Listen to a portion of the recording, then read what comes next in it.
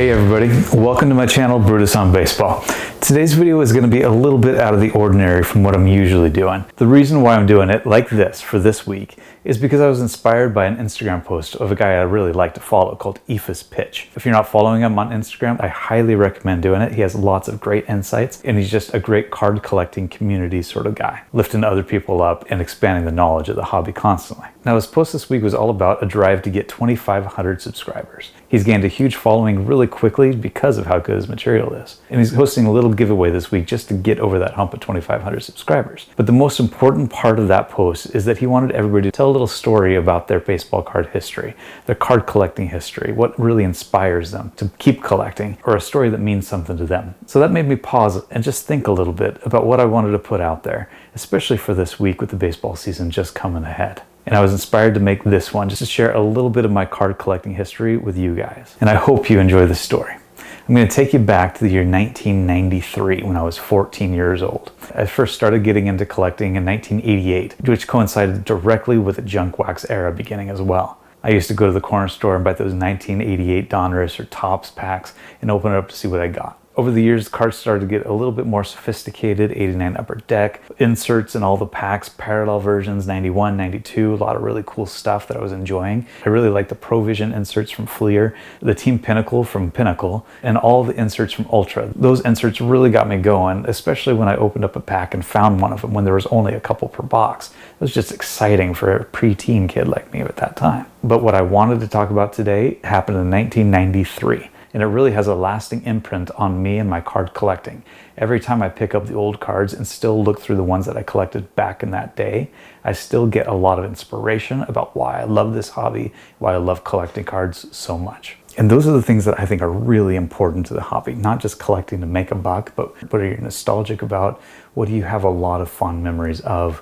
That inspire you to keep collecting. And going back to our childhood, I think that's what it's all about. So I started off in 1992 because that's when I first saw these cards. For those of you that haven't seen these before, they're pretty amazing. Probably a little bit difficult to see here, but if you catch them in the right light, these hologram cards, 1992 Denny's hologram cards. They featured a player from every team. We got Will Clark, the first one was Jay Buhner from the Mariners, Albert Bell, Fred McGriff, Barry Bonds, Cal Ripken Jr., Canseco, lots of Hall of Fame players throughout this set. And it featured one player per team, like I said, that had hit Grand Slams in previous years. And there's always a lot of information about how many career Grand Slams they've got and when they hit them. And so it's just a cool little set to collect.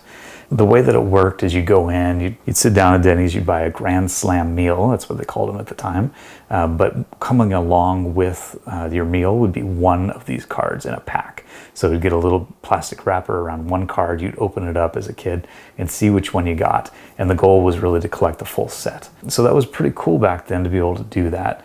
And if you got a repeat card, something that you'd already had in your collection, but there was one that you were missing, the waitresses at that time would actually wear a little clip, and I'll see if I can find a picture here, but a little clip with one card on it that then you would be able to trade with them. The card that you got, if it's one that you already had or you didn't want, you'd be able to trade that one for one with the card that the waitress had. So that started in 91, actually. 92 here is what I've got, just some old cards for my collection that really caught my attention in that year.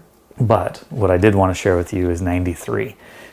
So this booklet right here is actually from 92. But the 93 cards, this is where my collecting really solidified in a lot of ways, I think. So you can see that the design is a little bit different in 93. They've got the edges, the names, all that kind of stuff, the logos, a nice clear picture of the player, which I thought was cool, and then surrounded by a hologram of that player. Really cool cards. And the story behind this one for me is that in 1993, my father was had a job where he would travel quite a bit of time. And so he would be gone for, 1 to 2 weeks when I was a kid. And whenever he came back home, I was always so excited to see him.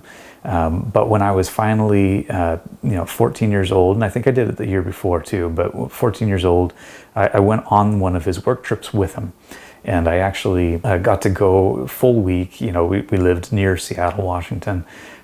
So we would travel all the way down through Oregon, up through Eastern Oregon, all the way over to Idaho and back through Washington. And it was just a great trip.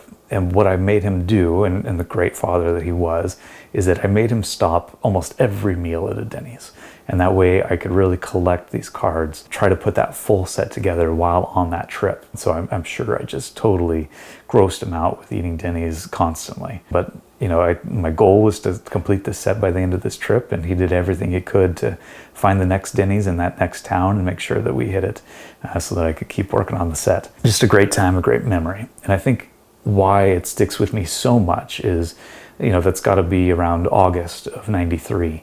And by November of '93, just, you know, 3 months later, 4 months later, my dad was gone. He got sick really rapidly and passed away at the age of 47. And so, you know, this became a memory of not just collecting cards and having fun with that and my dad supporting that, but also having a memory of, you know, some of that last time that we had together and what we did during that time together. You know, this is a common story for a lot of people that maybe didn't have great relationships with their dad. You know, I had a good one with my dad, but it was, you know, it was difficult at times because he was absent quite a bit. And so there's a connection there with a lot of boys with their dads, that baseball was their link to be able to learn the game, to be able to enjoy watching the game together and collecting something that their dad was proud of them, you know.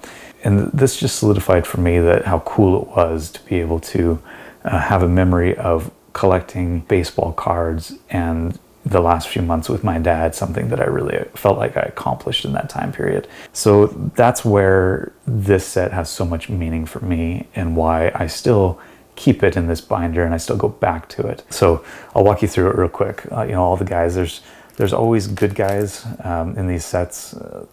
Sometimes they had to stretch a little bit to find somebody, but you definitely come out with some Hall of Famers every single time. So Ricky Henderson's an obvious one.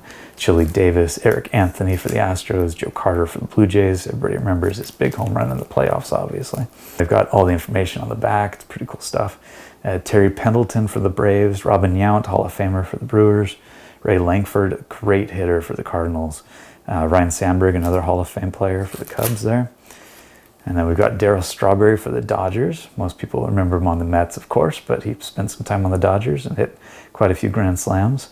Marquise Grissom for the Expos, Will Clark, a guy that's not in the Hall of Fame, but I hope one day will be, for the Giants, Albert Bell for the Indians. Edgar Martinez was one of my favorite players as a kid growing up in the Seattle area.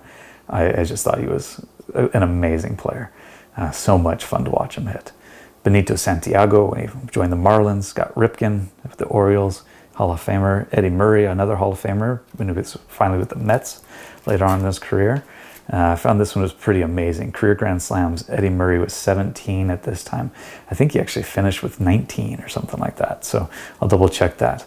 But just amazing how many Grand Slams he actually hit. You got young Gary Sheffield, one of my favorite players when I was a young kid. I just thought he was so cool with that bat wag that he did. Dave Hollins.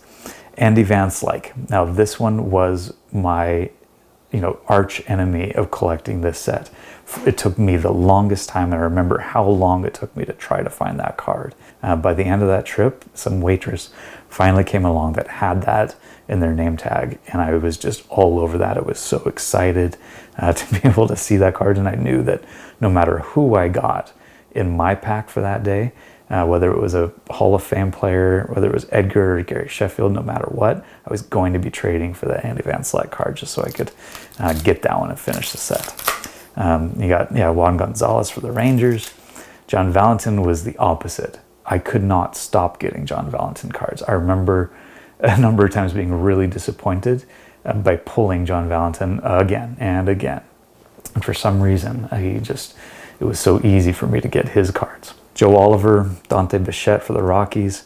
This was the first year in the 92 set. They actually had 26 cards. This year they had 28 because they had to add the Rockies and the Marlins in 1993. And then you had Wally Joyner with the Royals, Cecil Fielder with the Tigers, Puckett, another Hall of Fame player with the Twins, of course, Robin Ventura with the White Sox, Danny Tartabull with the Yankees.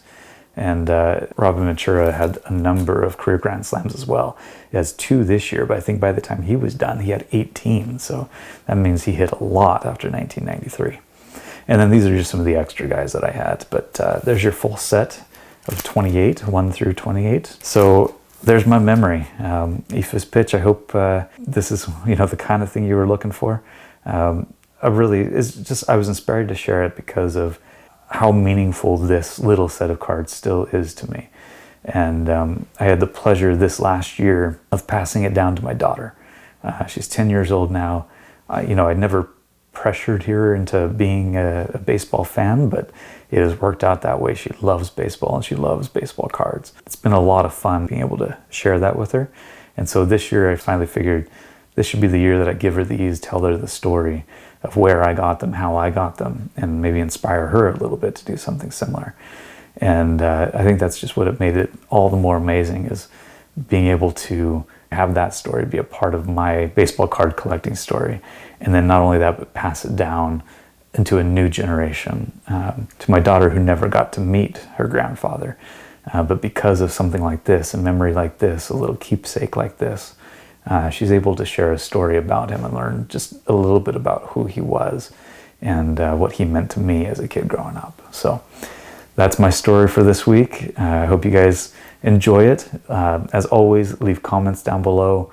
Like the video, subscribe to the channel, share it. I'm really trying my best to grow this channel as much as I can, reach as many people as I can. So I'd really appreciate it, anybody that's willing to leave a comment just to help out, to promote the videos.